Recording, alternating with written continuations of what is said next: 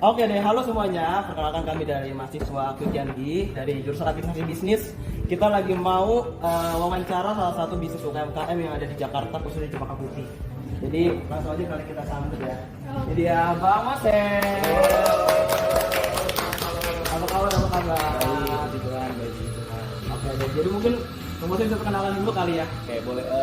Nama saya Moses Immanuel. Saya dari Kujangi juga kebetulan angkatan 19 ilmu komunikasi.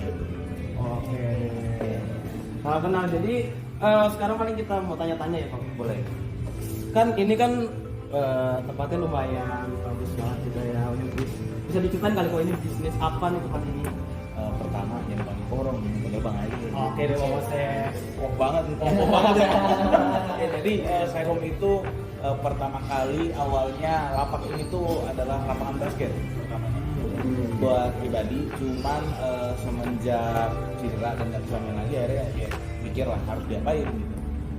Terus kita melihat pada saat itu tahun 2019-20 itu paling oke itu di Cempaka Putih itu Kopi Shop FM. Nah, mikirlah kopi aja kali ya, karena kafe itu marak banget gitu. Kopi itu marak banget gitu, dan memang kebetulan dari tahun 2014 saya sendiri emang udah berkecimpung di dunia kopi gitu. Ya ini biar ilmunya nggak sia-sia, bikinlah coffee shop satu yang namanya Cycle ini gitu loh. Kita dengan tujuan ingin apa namanya ya mengajarkan ke dunia bahwa kopi ini sih betul banget ya, sini-sini aja kawan-kawan ngasih terutama gitu. Kalau kopi itu nggak cuma sekedar tempat nongkrong yang musik, tapi juga ada ilmunya gitu. Hence why karena makanya di salon itu filosofinya adalah ya dari kopi, dari gelas sampai ke otak untuk mengajarkan. Oke, ada istilah gini Bang, kopi ketika otak berinspirasi. Itu dia. Anak senja banget. Iya. Iya. Tapi kan kalau misalnya dilihat sama Moses ya, sekarang ini kan apalagi di Cempaka Putih sini kan udah banyak banget sebenarnya coffee shop. Kenapa masih berani banget nih buat bikin bisnis coffee shop di Cempaka Putih? Apalagi pasti banyak pesaing kan. Banyak pesaing. Ya, jadi ke fun fact-nya dulu di tahun 2019 coffee shop itu di Cempaka Putih hanya ada sekitar 3 kalau termasuk saya.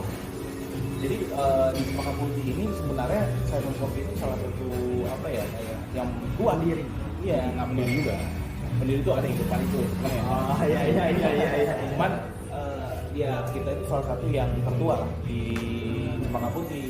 Nah, kalau untuk pasti kompetitor makin banyak. Pertanyaannya kan kayak saya gimana cari keep up? Kita ngelihat keep up-nya gimana? Pasti itu sosial media, apalagi gitu. Kalau kalian sendiri mungkin sudah riset di Satung sendiri kita udah views kami itu udah nyampe 2 juta untuk konten ya, untuk konten. Kenapa kayak gitu dan kontennya agak menyeleneh? Karena kita pasarnya ke siapa? Pasarnya kan ke anak muda. Kalau kita bikin kopi banget, apa beda americano sama latte? Om dong, om. Nah, kita bikinnya kan buat anak-anak yang santuy, maratuy, senjakara. Kita bikinlah yang kayak apa namanya baristanya lompat-lompat di sana sini joget-joget. Nah, biasanya barista yang di situ itu yang kalian lihat di konten Gigi Satu. Makanya pas ini kayak gak asing gitu ya. Ya, kayak ini juga sering banget dia kesini kan? Iya. Terus kita mau nanya apa lagi nih? Kalau kan kopi kan abang. Nah, abang itu kan buka kopi ini kira-kira untuk biaya berapa sih untuk membangun UMKM ini? Ya apalagi sebagus ini gitu, proper banget ini. Ini ceritanya bagus ya? Ya, benar, terima kasih. Kalau modal itu sebenarnya awalnya nggak gede.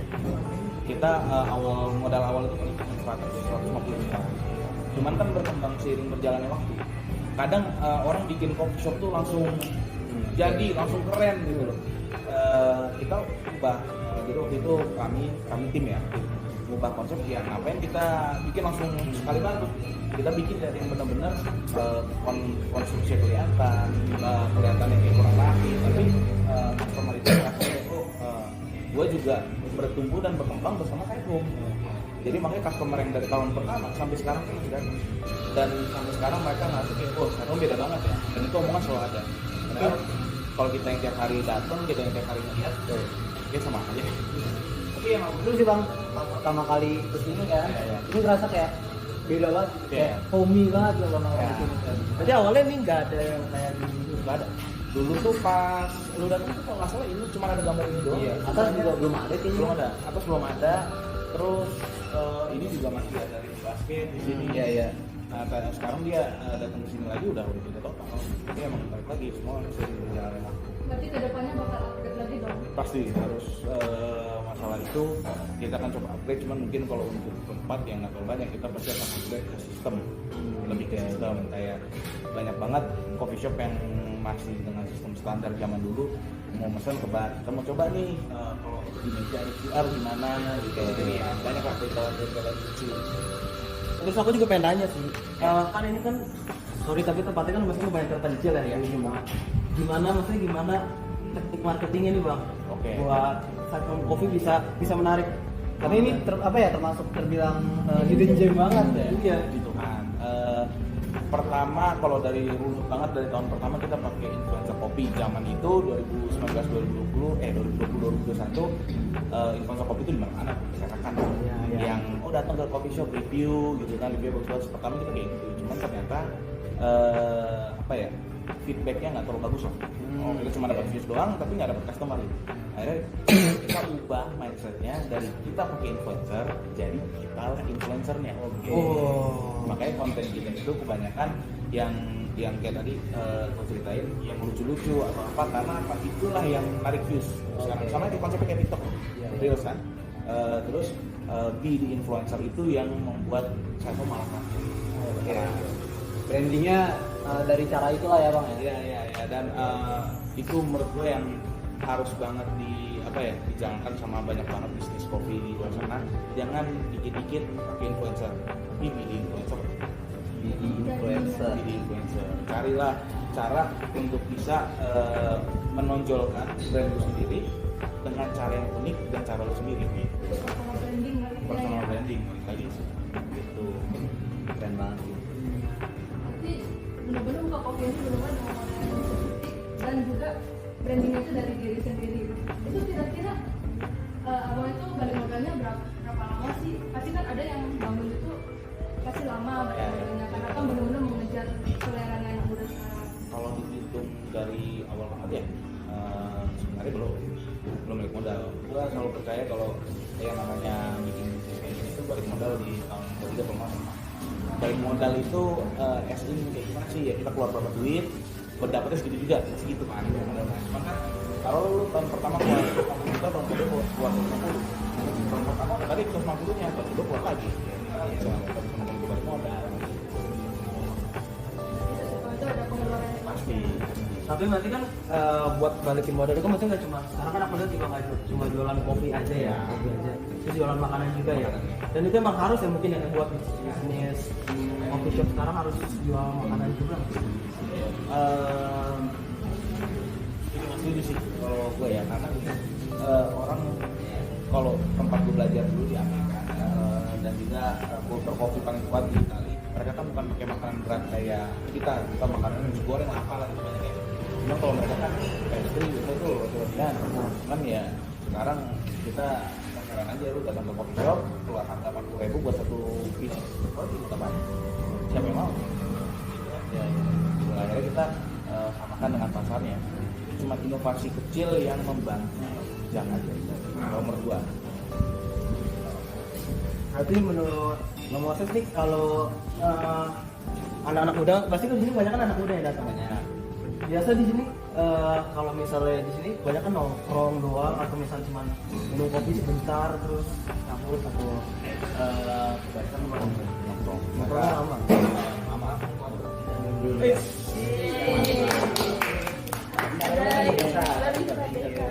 Bulan.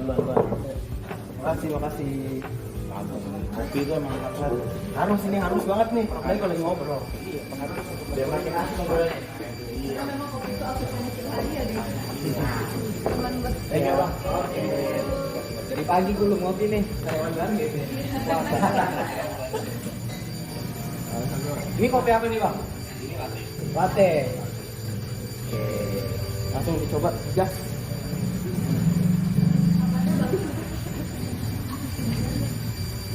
Mantap. Ini pertanyaan apa tuh? Dulu gara-gara semua ini. Tapi emang ini benar loh, susu sama kopinya ini kayak benar-benar apa ya? Nggak ada yang salah gitu loh. Balance banget gitu ya. Gak kalah saing sama yang brand-brand gede ya. Iya. Amin, gitu kan ya. Kalau itu sih balik lagi ya itu teori kopi sih ya sih.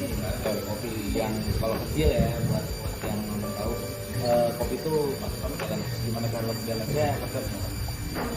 Yang banyak kayak gimana sih? Karena kan ada yang awal bilang ada yang bilang itu nggak tahu itu hari dong. Oh iya, setiap hari mereka itu menggak kopi. Kenapa itu SOP yang harusnya itu dijalankan di banyak tempat yang ngajarin dari pulang, ngajarin bekerjanya, tempat kalau itu tempat kerjanya itu, tapi banyak yang nggak ada. Tapi abang sendiri memang suka kopi ya? Ya belajar ya dari tahun 2014 bang belajar Tapi abang sendiri juga konsumsi kopi ya kali ini? selama 10 tahun. Wow. Kan kata abang kan lulusan KKG ya? Itu lulusnya apa maksudnya ya? Maksudnya? Oh maksudnya, berarti bukan ini 2 tahun yang lalu berarti masih jadi mahasiswa ya? Sih, ini pun sampai sekarang masih mahasiswa ya guys ya. Saya juga miris. Tapi di satu sisi udah berharap apa belum tapi udah ada bisnis Ya, Lo hebat loh, udah ada bisnis yang begini. Iya. Kalau itu saya tentatif tergantung masing-masing, jangan ngikutin gue juga. Gua, kalau itu bisnis jalan, madol udah sering, jangan ngikutin makanya. Ya jadi kalau perjalanannya ya, jadi gue kuliah 2 kali, 2 kali kuliah dulu kuliah pertama, terus sekarang ambil dokter itu banyak. Tapi nggak ambil administrasi bisnis ya, Pak? Iya, karena nggak tahu ya, ini kan kalian aktivis, Ya. mungkin kalian juga bisa pendapat kalian berbeda dengan problem. Good business, must always have a good marketing. Gua nggak gitu dari bisnis ya, kayak gitu saya. Tapi kan emang butuh dari bisnis gitu. Cuman karena aku udah tahu lah, udah 4 tahun pada saat itu udah 4 tahun, ya aku udah tahu lah seluk-beluk kopinya kayak gimana, bikin kafe gimana. Sistem bisnis udah tahu apa yang dibutuhkan, sistem marketingnya. Ya udah masuk gitu kan. Belajar marketing lah. Gitu. Itu yang bikin sebenarnya ya teori-teori dari kampus weekend juga ya, karena pas belajar di weekend itu diajar A, diajar B, diajar C, kata pertama yang dihafalkan dia juga. Akhirnya dia coba, ternyata berhasil. Wah, Kiani Mantap. pakai kalah loh sama yang tadi apa kedokteran loh. Kebetulan sayang banget nih, waduh kita waktunya Ya. cuma sedikit banget nih Mani. Iya, aduh. Pak Didi harusnya lebih banyak Pak Didi waktunya. Masih banyak banget mau nanya ini. Mungkin buat penutupan aja kali ya Bang. ya. Buat saran nih mungkin buat mahasiswa apalagi kan ada pasti banyak yang nonton nih mahasiswa nih yang pengen coba bisnis apalagi terutama di bidang F&B dan coffee shop ya. Apa ada saran nggak bisa buat orang di bisnis? Iya, saran dari gue sendiri adalah belajar dulu. Itu paling penting. Belajar dulu kopi yang bagus dan tidak mana. Belajar dulu tentang harga kopi. Kenapa? Karena banyak banget mengikuti dunia kopi. Ngejual kopi terlalu mahal, terlalu murah, akhirnya nggak ada kopi yang nggak datang. Motivasinya adalah kalau kita motivasi nyari uang, kita nggak bakal datang. Tapi kalau motivasi kita menjadi berkat, kita datang. Itu Ini closingannya mahal banget ini. langsung tolong dicatat ya dicatat. Makanya paling udah gitu aja kali ini. Terima kasih udah menyiapkan waktunya. Oke deh. Oke deh, thank you ya semuanya. Oke, dadah guys. Oke deh, sekian dari kelompok kami. Jangan lupa follow IG kita semua di deskripsi dan juga jangan lupa pastinya follow siapa guys? Jangan lupa follow di deskripsi. Dadah dadah. Di description ya guys, bye bye. Dadah dadah. Oke.